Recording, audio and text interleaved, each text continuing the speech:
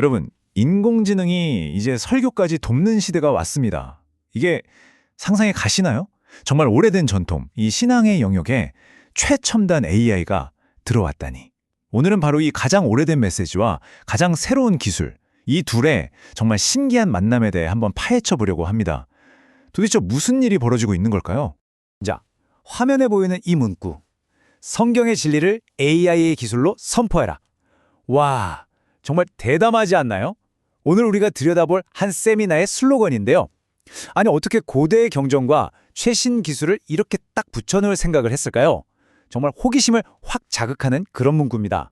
근데 이게 그냥 말뿐인 구호가 아니에요. 단순한 상상도 아니고요. 실제로 우리나라 한국에서 열리고 있는 AI 융합 강해 설교라는 세미나의 실제 교육 계획안을 저희가 살펴봤습니다. 이걸 바탕으로 목회자들이 정말로 AI를 어떻게 설교 준비에 쓰고 있는지 그 구체적인 방법을 하나하나 뜯어보겠습니다. 자, 그래서 오늘 우리가 살펴볼 순서는요. 먼저 왜 이런 낯선 조합이 등장했는지 그 배경부터 짚어볼 거고요. 그리고 이게 과연 위기일까? 기회일까? 하는 근본적인 질문도 한번 던져보겠습니다. 그런 다음에 세미나 커리큘럼을 따라서 1일차에는 어떤 새로운 도구들을 배우는지, 그리고 2일차에는 이걸 가지고 어떻게 진짜 설교를 만들어내는지 그 과정을 쭉 따라가 볼 거예요. 마지막으로는 이 모든 게 신앙의 미래에 어떤 의미를 갖는지 생각해보면서 마무리하겠습니다. 네, 그럼 본격적으로 시작해볼까요? 첫 번째 파트입니다. 아니, 도대체 어떻게 인공지능이 이 강단, 설교의 영역까지 들어오게 된 걸까요? 오늘 우리가 살펴볼 이 세미나가 바로 그 질문에서부터 출발합니다. 자, 그 전에 먼저 알아야 할 개념이 하나 있어요.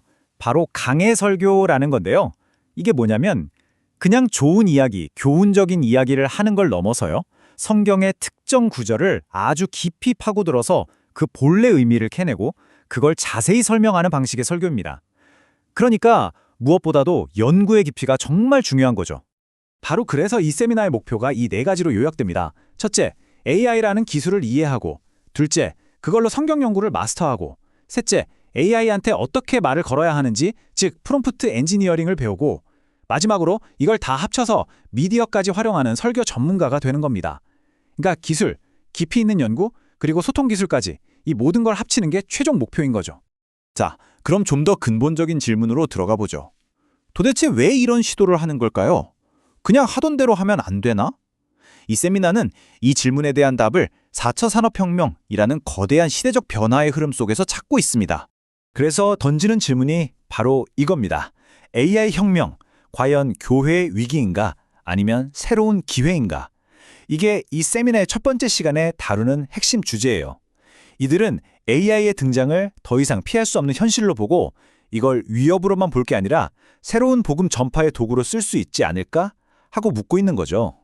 여기서 정말 중요한 포인트가 있어요. 이 세미나가 단순히 AI 사용법만 가르치는 게 아니라는 겁니다. 이 새로운 기술을 신앙의 관점에서 어떻게 봐야 하는가, 어떤 윤리적 기준을 가지고 사용해야 하는가, 이런 가이드라인까지 함께 제시해요. 기술의 힘이 강력한 만큼 잘못 사용될 위험도 경계하고 있는 거죠. 자, 그럼 이제 세미나의 구체적인 커리큘럼을 한번 들여다볼까요? 먼저 1일차입니다. 이날은 목회자들이 AI라는 새로운 연장, 새로운 도구를 손에 익히는 시간이라고 볼 수 있겠네요. 두 번째 시간에는요, 참가자들이 직접 여러 AI 도구들을 비교하면서 배워요. 예를 들면 이런 식이죠. 한쪽에는 내가 가진 설교 자료나 신학책들을 집어넣어서 나만의 맞춤형 연구를 할 수 있는 노트북 LM 같은 게 있고요. 다른 한쪽에는 더 넓은 범위에서 아이디어를 얻거나 글의 초안을 잡는 데 아주 유용한 제머니 같은 대화형 AI가 있는 거예요. 이 둘의 장단점이 뭔지, 목회 현장에서 각각 어떨 때 더 유용한지 배우는 거죠. 자, 그리고 제가 볼 때 이게 진짜 흥미로운 부분인데요. 바로 프롬프트 엔지니어링을 가르친다는 점이에요. 이게 뭐냐면 AI한테 그냥 알려줘 하고 물어보는 게 아니에요. AI에게 역할을 주는 거죠. 예를 들어 너는 지금부터 1세기 유대문화 전문가야. 이렇게 역할을 정해주고 어떤 일을 해야 하는지, 배경은 어떻고 결과물은 어떤 형식으로 줘야 하는지, 심지어 뭘 하면 안 되는지까지 아주 구체적으로 지시하는 겁니다. 이걸 슈퍼 프롬프트라고 부르는데 이렇게 해야 AI로부터 훨씬 더 똑똑하고 정교한 답변을 얻어낼 수 있거든요. 이 세미나의 핵심은 바로 이 지점에 있는 것 같아요. AI를 그냥 글쓰기 도와주는 비서 정도로 보는 게 아니라는 거죠. 네 번째 시간을 보면 AI를 이용해서 일반인들은 보기 힘든 성경 원어, 히브리어와 헬라어 분석을 돕게 하고요. 고대 근동의 역사나 문화적 배경 자료도 뽑아내게 합니다. 심지어 수많은 신학자들의 서로 다른 관점들을 순식간에 요약하고 비교 분석까지 시켜요. 와, 이 정도 수준의 연구를 예전에는 한 사람이 하려면 정말 어마어마한 시간과 노력이 필요했거든요.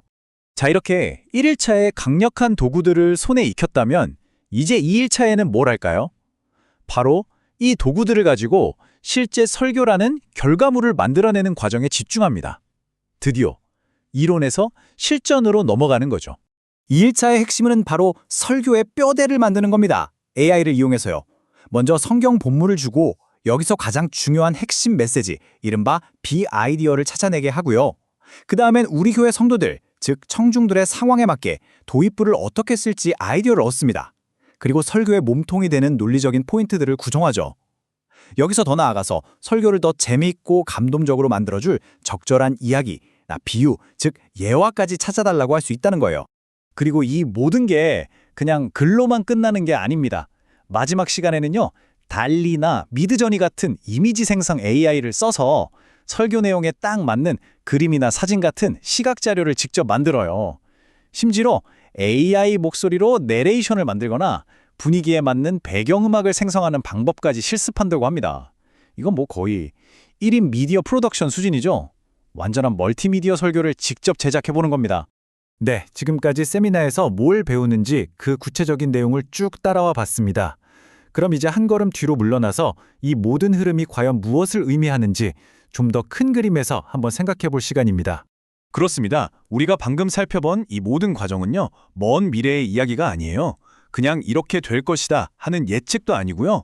보시는 것처럼 이렇게 구체적인 시간표와 커리큘럼을 가지고 바로 지금 여기 대한민국 인천에서 실제로 진행되고 있는 교육 과정입니다. 기술과 신앙의 만남은 이미 우리의 현실이 된 거죠. 결국 AI가 인간의 창작과 소통을 돕는 도구를 넘어서 인간의 가장 깊은 곳에 있는 신념과 메시지를 다루는 도구가 되어가고 있습니다. 창의력의 개념도 소통의 방식도 뿌리부터 바뀌고 있는 이 시대에 수천 년 동안 이어져 온 신앙과 진리라는 가치는 과연 어떤 모습으로 변하게 될까요? 어쩌면 기술이 우리에게 던지는 가장 묵직한 질문이 아닐까 싶습니다. 이 질문을 여러분께 남기면서 오늘 분석은 여기서 마치겠습니다.